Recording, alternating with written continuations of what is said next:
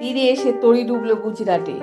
রুদ্ধশ্বাস ম্যাচে গুজরাট টাইটান্সকে ছিটকে দিয়ে আইপিএল 2025-এর দ্বিতীয় কোয়ালিফায়ারে জায়গা করে নেয় 5বারের চ্যাম্পিয়ন মুম্বাই ইন্ডিয়ান্স। শুক্রবার মুল্লানপুরে আইপিএল 2025-এ এলিমিনেটেড টান লড়াই চলে ব্যাট ও বলে। শেষ ম্যাচ তীরে এসে তড়ি ডোবে টাইটান্সে।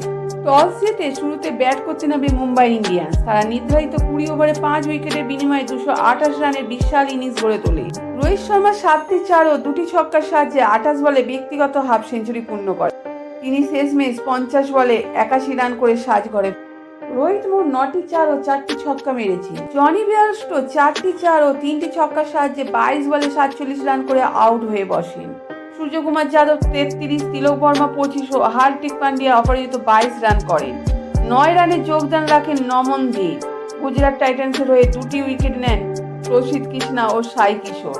1টি উইকেট নেন মোহাম্মদ সিরাজ। ব্যাট করতে নেমে গুজরাট টাইটান্স 20 ওভারে 6 উইকেটে বিনিময়ে 208 রানে আটকে যায়।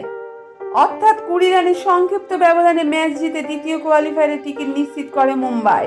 হার্দিক পান্ডিয়া দ্বিতীয় কোয়ালিফায়ার ম্যাচে মাঠে নামবেন পাঞ্জাব কিংসের বিরুদ্ধে।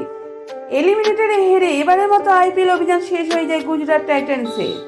গুজরাটের হয়ে 49 বলে 80 রান করেন সাই সুদর্শন। তিনি 10টি 4 ও 1টি ছক্কা মারেন।